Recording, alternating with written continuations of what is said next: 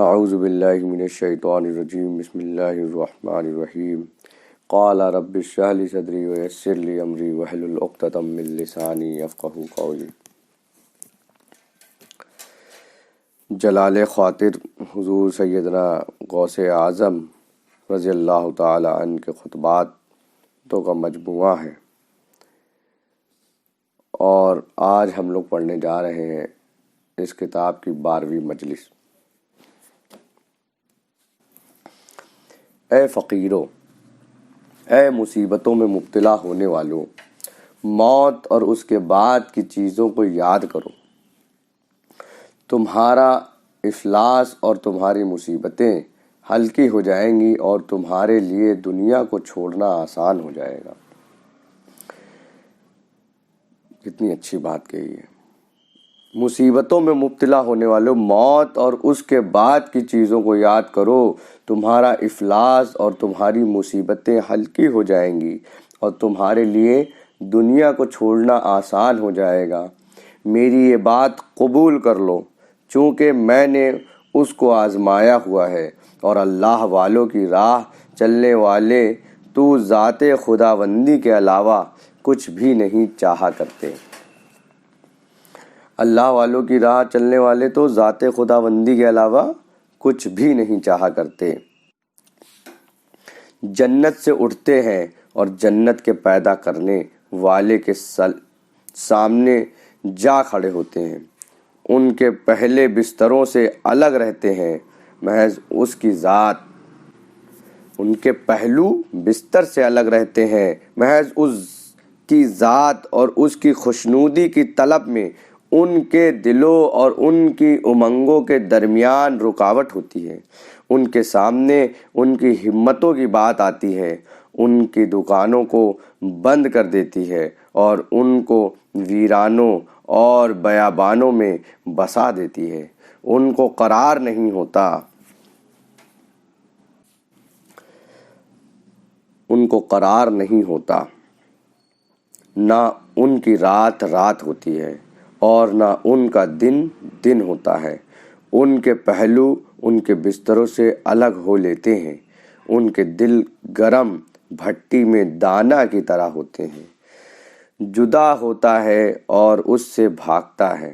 ان کے دل محاسبہ، مناقشت اور مخافقت کی فقر کی بھٹی میں ہوتے ہیں۔ وہی ازلی عقل اور سمجھ والے ہوتے ہیں جنہوں نے دنیا اور دنیا والوں کو پہچانا اور اس کی چال بازیوں، مکر فریب، جادوگریوں، سحر آفرینی، بے وفائی اور اس کے اپنے بیٹوں کو ذبح کرنے کو خوب جانا۔ اللہ والوں کے دلوں کو پکارا گیا تو ان کے پہلو ان کے بستروں سے الگ ہو گئے، یعنی صورتوں کی باتیں سننے کے بعد اپنے عیبوں کی باتیں بھی سنے۔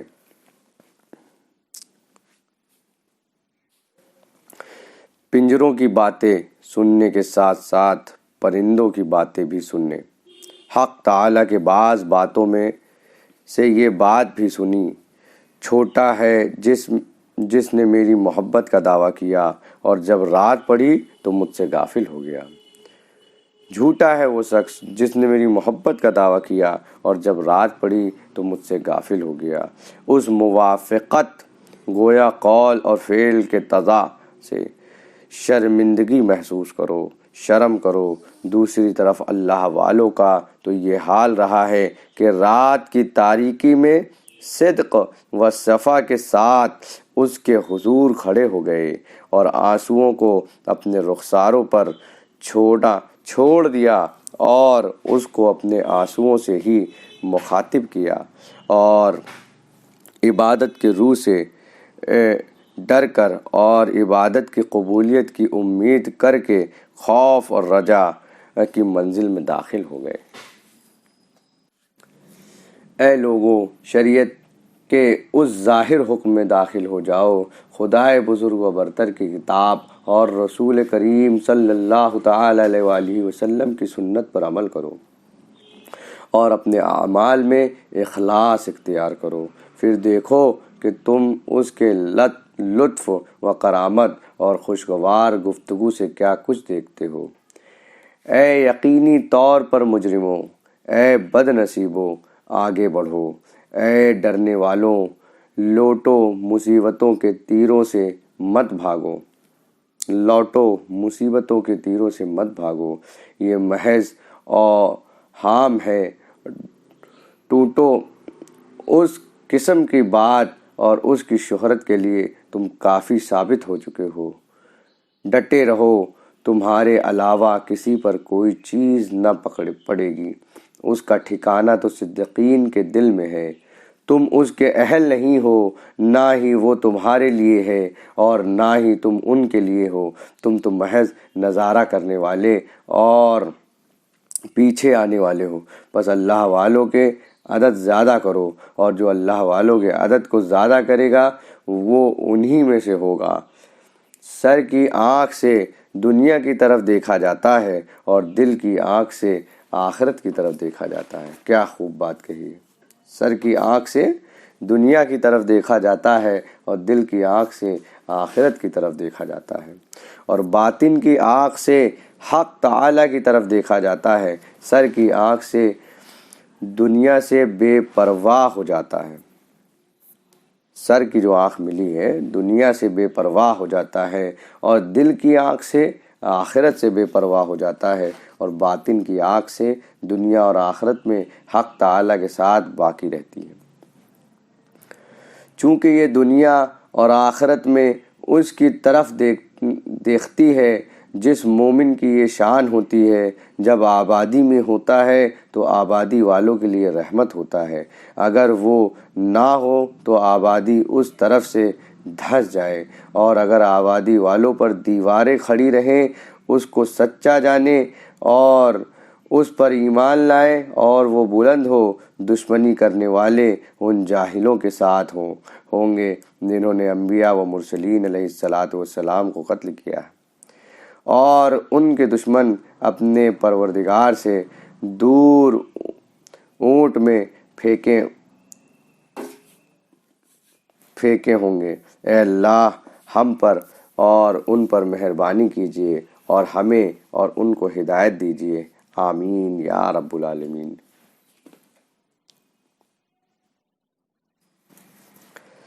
اے دنیا کے عیش و آرام سے فائدہ اٹھانے والوں، ان قریب اس سے اس کا آرام و عیش علیحدہ ہو جائے گا۔ ایک شاعر نے کیا عمدہ بات کہی، سنو کہ آج تمہیں آواز سننے کا مقدر ہے، تم نہیں سمجھتے وہ فوت ہونے والی ہے، بلکہ جو چاہے کھاؤ اور اچھی طرح جیو، چونکہ ان سب کے بعد آخر موت ہے۔ ان قریب تمہارا مال اور تمہاری زندگی فنا ہو جائے گی، اور تمہاری آنکھوں کی روشنی کم ہو جائے گی، اور تمہاری عقل میں فتور واقع ہو جائے گا، اور تمہارا کھانا پینا کم ہو جائے گا، اور تم مزوں کی چیزوں کو دیکھو گے، لیکن ان میں سے کچھ بھی کھانے کے قابل نہ ہوں گے۔ تمہاری بیوی اور تمہارا بچہ تم سے بغض رکھتے ہیں اور تمہاری موت کی تمنا کرتے ہیں۔ تمہیں رنج و غم کا سامنا ہوگا، اور دنیا چلی جائے گی اور آخرت تمہارے سامنے آئے گی۔ پھر اس وقت اگر تمہارے پاس کوئی نیک عمل ہوگا تمہارا استقبال کرے گی اور تمہیں اپنے سینے سے چمٹائے گی، اور اگر نیک عمل نہ ہوا تو قبر تمہاری جگہ ہوگی اور آگ تمہاری سہیلی ہوگی، اور یہ ہوش نہیں۔ نبی کریم صلی اللہ تعالی وسلم فرمایا کرتے تھے کہ جینا تو آخرت کا جینا ہے، اور اس کو اپنی ذات اور صحابہ کرام رضی اللہ تعالیٰ عنہ کے لیے دہرایا کرتے ہیں۔ مجھ سے سیکھو اے جاہلو، میری پیروی کرو، بلا شبہ میں تمہیں نیکی کی راہ کی ہدایت کروں گا۔ تمہاری خرابی ہو تم میرے ارادت کا دعویٰ کرتے ہو اور اپنا مال مجھ سے چھپاتے ہو، تم اپنے دعوے میں جھوٹے ہو، مرید کے پاس اپنے پیر کے مقابلے میں نہ کرتا ہوتا ہے، نہ پگڑی اور نہ سونا ہوتا ہے اور نہ ملکیت۔ اس کے تھال پر محض وہ کھاتا ہے جس کے کھانے کا اسے حکم ہوتا ہے، وہ اس سے فانی ہوتا ہے، اس کے امر و نہی کا منتظر ہوتا ہے، جانتا ہے کہ یہ اس کے ہاتھ پر اللہ تعالیٰ کی مصلحت ہے۔ تم اپنے پیر پر تہمت لگاتے ہو، جب تم اسے ہی صحیح نہیں سمجھتے ہو تو اس کی ارادت اور صحبت تمہارے لیے صحیح نہیں۔ بیمار جب اپنے معالج پر ہی تہمت لگاتا ہے تو اس کے علاج سے اچھا نہیں ہوتا۔ جو کام تمہاری مدد نہیں کرتا اس میں مت لگو، کہیں وہ بھی رہ جائے جو تمہاری مدد کرتا ہے۔ دوسرے کے حالات اور ان کے عیبوں کا ذکر ایسی چیزوں میں سے ہے جو مدد نہیں کرتیں، اور اپنے نفس کے حالات کا ذکر ایسی چیزوں میں سے ہے جو تمہاری مدد کرتی ہے۔ بہت خوب بات ہے۔ دوسرے کے حالات اور عیبوں کا ذکر ایسی چیزوں میں سے ہے جو مدد نہیں کرتے، اور اپنے نفس کے حالات کا ذکر ایسی چیزوں میں سے ہے جو تمہاری مدد کرتے ہیں۔ نفس، خواہش نفسانی اور طبیعت سے رفاقت کرو۔ پیر کی ساری بات ان کے حق میں نہیں، خلاف ہوا کرتی ہیں۔ مرید اندھیرے میں ٹٹولنے والوں کی طرح ہوتا ہے، نہیں جانتا اس کے ہاتھ میں کیا ہے۔ جب نفس مطمئن ہو جاتا ہے تو اس سے خواہش نفسانی اور طبیعت کی آگ بجھ جاتی ہے، عقل حرکت میں آتی ہے اور ایمان مضبوط ہو جاتا ہے، سکون ہوتا ہے اور حق اور باطل میں تمیز ہو جاتی ہے۔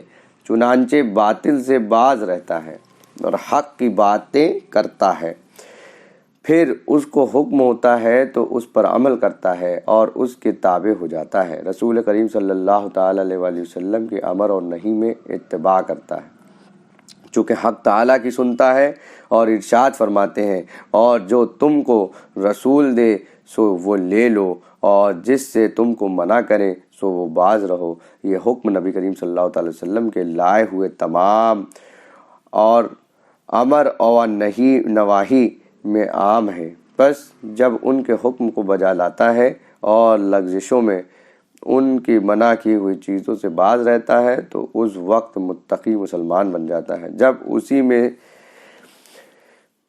اسی میں نستا ہو جاتا ہے تو عارف باللہ بن جاتا ہے، اسی میں پختہ ہو جاتا ہے تو عارف باللہ بن جاتا ہے۔ اس کے پاس سکون اور خاموشی ہوتی ہے، اور جو کچھ اس کے دل میں ڈالا جاتا ہے اس کی طرف کان کرتا ہے، اور اس کے پاس دائمی گفتگو، دائمی سماعت اور دائمی فرحت ہوتی ہے۔